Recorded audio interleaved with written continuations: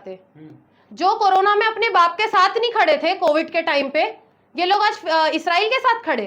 तो मैं चाहती हूँ कि मोदी जी मुझे आप भेजें और मेरा वीजा इशू करवाइए, और बाकी टिकट के लिए तो आपके अंधभक्त तो मेरे को बोल ही रहे कि पैसे हम दे देंगे। मोदी जी फिलिस्तीन को सपोर्ट कर ही रहे, तो ये अंधभक्त क्यों तलवे चाट रहे इसराइल के?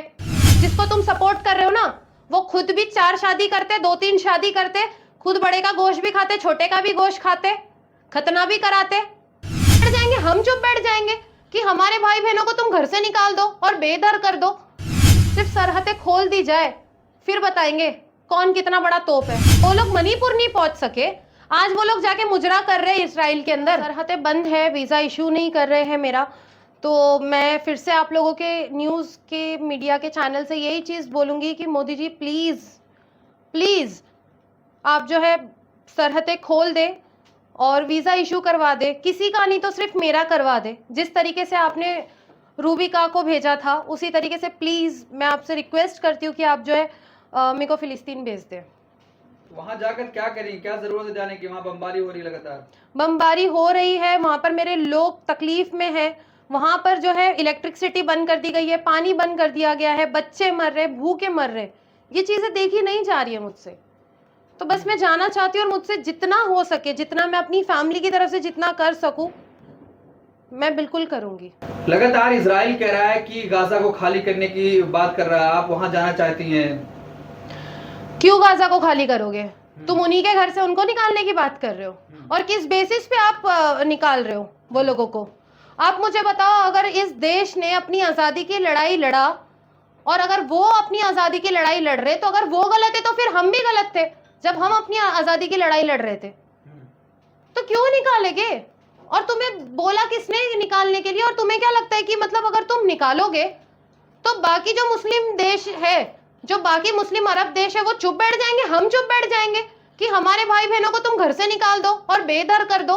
चुप ही तो बैठे हुए, इतने सारे बच्चे मारे गए, क्या किया मुस्लिम देशों ने? इसीलिए तो मैं कह रही हूं ना, इसीलिए मैं कह रही हूं कि सरहदें खोल दी जाए। मुस्लिम देशों से मैं एक ही चीज बोलना चाहूंगी कि अब धमकी देने की बात खत्म होती है। अब धमकी देने से कुछ नहीं होगा। रोक दो रोक दो रोक दो, अभी एक्शन लेने की जरूरत है। हमें उठना पड़ेगा, एक्शन लेना पड़ेगा। तकलीफ हो रही है हम लोगों को देखकर, आप लोगों के रोंगटे नहीं खड़े हो रहे, आप लोगों का खून नहीं खोल रहा।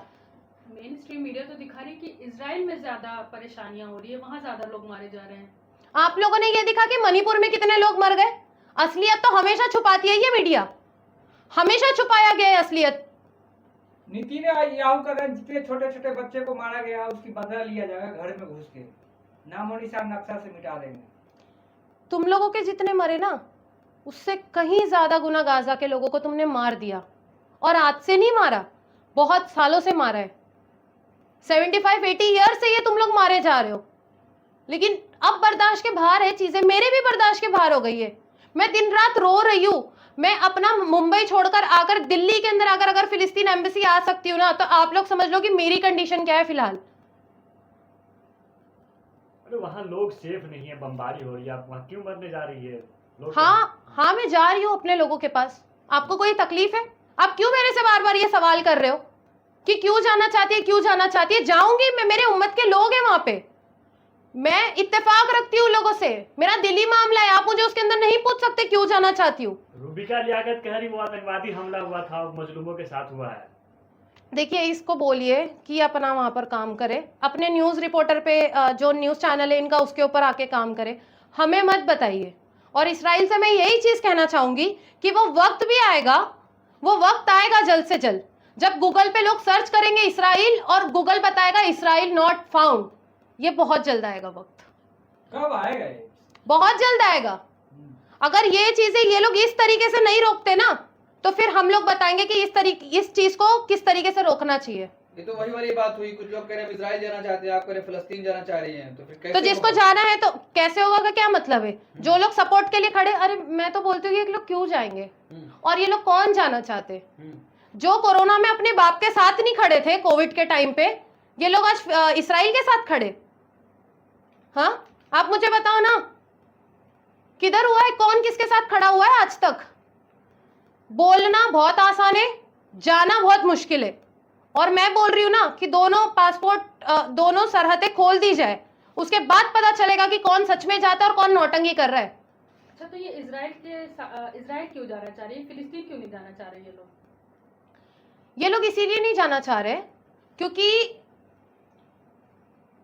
मैं आपको किस तरीके से समझाऊं, मतलब ये लोग सिर्फ इसलिए ये कर रहे हैं कि वो लोग मुसलमानों को मार रहे हैं। मुसलमानों को आज अगर इसराइल मार रहा है तो वो लोग सिर्फ इसलिए फिलिस्तीन को टेररिस्ट बता रहे हैं कि इसराइल उनको मार रहा है, और मुसलमान अगर अपनी प्रोटेक्शन के लिए अगर धक्का भी दे दे तो वो आतंकवादी कहला रहा है। सोशल मीडिया पर आपको लगातार कहा जा रहा है जाइए, कौन रोक रहा है आपको, हम पैसा दे रहे हैं। तो दीजिए ना, मेरे को पैसों की जरूरत है, वहां पर मेरे भाई बहन लोग तड़प रहे, मेरे को जरूरत है पैसों की, दीजिए। मैं तो चाहती हूँ अंधभक्त, तुम लोगों ने देश लूट कर 5 साल 9 साल राज कर लिया, अब दे दीजिए हमें वो पैसा, और हमारा खुद का हक का पैसा है वो तुमने अपने बाप के घर से नहीं लेकर आया, अपने बाप के जेब से नहीं लेकर आया, वो हमारी खुद की कमाई है, खून पसीने की कमाई है, गरीबों की कमाई है, दीजिए। और मैं बोल रही हूँ ना कि खोलिए तो सरहद, मेरा वीजा तो इशू करवाइए, फिर मैं आप लोगों को बताती हूँ कि मैं जाती हूँ या नहीं जाती हूँ।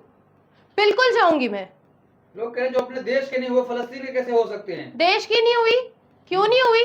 5 वक्त सजदा करती हूं मैं हर रोज, और अभी तो 6 टाइम की पढ़ रहे हैं हम, 6 टाइम की नमाजें पढ़ रहे। तो तुम अपने देश के बारे में हमें मत ज्ञान देने के लिए आओ। तो आपको लग रहा है आपको परमिशन मिल पाएगी जाने की? मैं तो देखिए, आप लोगों के अंदर काफी ताकत है, चौथा पिलर हो आप लोगों के माध्यम से अगर मैं बोलूं तो मेरे को लग रहा है कि ये आवाज जो है वो मोदी जी के कान तक जाएगी, और मैं चाहती हूँ कि मोदी जी मुझे आप भेजें और मेरा वीजा इशू करवाइए, और बाकी टिकट के लिए तो आपके अंधभक्त तो मेरे को बोल ही रहे कि पैसे हम दे देंगे। तो मोदी जी लगातार सपोर्ट तो कर रहे हैं फिलिस्तीन को, यहाँ से सामान भेजा अगर मोदी जी फिलिस्तीन को सपोर्ट कर ही रहे तो ये अंधभक्त क्यों तलवे चाट रहे इसराइल के? आप मेरे को बताओ ना, क्यों चाट रहे ये लोग तलवे? सच दिखाने की कोशिश कर काय का सच? काय का सच? सच ये इनकी बात 1 minute sir, ma'am let me complete. ये वाजपेयी जी की बात भूल गए, अटल जी की बात भूल गए, इनको अपने माँ बाप की बातें नहीं याद है, इनको अपने बाप की बातें ही नहीं याद है, ये चले हम लोगों को बताने के लिए। अटल जी ने, गांधी जी ने इस देश को बोला है कि फिलिस्तीन की जमीन फिलिस्तीनियों की अपनी जमीन है, और ये तानाशाही सरकार कौन? इसराइल, ये जो कीड़े मकोड़े जैसा देश, ये आज जाकर उनके ऊपर हमले कर रहा है, कंटिन्यू कर रहा है, और सुन भी नहीं रहा है, रुक भी नहीं रहा है। किसी के रोकने से नहीं, ईरान ने भी सपोर्ट किया फिलिस्तीन को, फिर भी कहा जितने देश लगना लग जाए, लेकिन हम इसको नामो निशान मिटा देंगे नक्शे से। नक्शे से नामो निशान मिटाने वाले तुम कौन होते हो? वो तो वक्त बताएगा, वो हम बताएंगे। और कि सफेद हस्ती से मिटा दिया जाएगा। देखिए, इनकी इसराइलियों की जो किताब है ना, उसके अंदर खुद लिखा हुआ है कि इनका खात्मा भी मुस्लिम कौम ही करेगी। तो तुम अगर चाहते हो कि 3rd वर्ल्ड वॉर हो, और तुम अगर कयामत लाना चाहते हो, तो हम भी पीछे नहीं हटने वाले ना। फिर हम भी तो बताएंगे ना कि हम भी क्या है, और पूरी कोशिश में लगे हुए, सिर्फ सरहदें खोल दी जाए फिर बताएंगे कौन कितना बड़ा तोप है। तो आप लड़ने जाएंगे या मदद करने जाएंगे फिलिस्तीनियों की? दोनों करने जाऊंगी, दोनों करूंगी मैं। और मैं क्यों नहीं लड़ूंगी? मस्जिद उल अक्सा के लिए जितना हक वहां के लोग बनता है, उतना हक हर देश के मुसलमानों का बनता है। इस दुनिया के अंदर, इस कायनात के अंदर जहां पर भी मुसलमान है, वो उनका हक बनता है कि वो मस्जिद उल अक्सा के लिए लड़े। तो हिंसा को प्रमोट कर रही हैं आप? हिंसा को क्यों प्रमोट करूंगी मैं?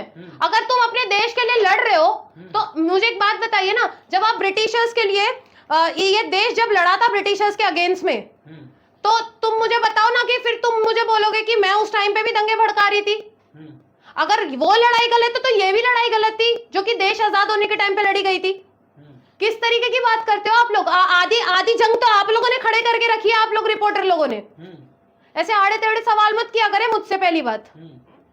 मीडिया सवाल कर लेगा तो आड़े टेढ़े सवाल हो जाएगा। मीडिया सवाल कर रहा है ना, तो सही सवाल करे, इस तरीके से सवाल ना करे। अच्छा, स्मृति जी से कुछ कहेंगी? वो मणिपुर पे भी चुप थी, अभी यहाँ पे भी चुप हैं, उनके बारे में कुछ कहेंगी? मैं कहूंगी कि बस हो गया ना, अभी आप लोगों को बहुत काम कर लिया। आप लोगों ने 12-12 घंटे, 14-14 घंटे, 18-18 घंटे आप लोगों ने बहुत काम कर लिया, और बहुत बोल लिया। मैं तो यही बोलूंगी कि बेचारे लोग ने बहुत बोल लिया, बेचारे लोग बहुत स्ट्रेस में काम कर करके, मोदी जी भी थक गए, ईरानी जी भी थक गई है। तो बस अभी खाली करो, सत्ता खाली करो, कुर्सियां खाली करो। और कारगिल के वक्त पे इसराइल भारत के साथ था, और अगर भारत की आज बड़ी आबादी इसराइल के साथ है तो आप फिलिस्तीन के साथ देकर कहीं यहाँ का माहौल तो खराब नहीं करना चाह रही हैं? देखिए, जिसको जिसके साथ रहना है रहे। हम फिलिस्तीन के साथ हैं, मैं फिलिस्तीन के साथ हूं, मैं गाजा के साथ हूं।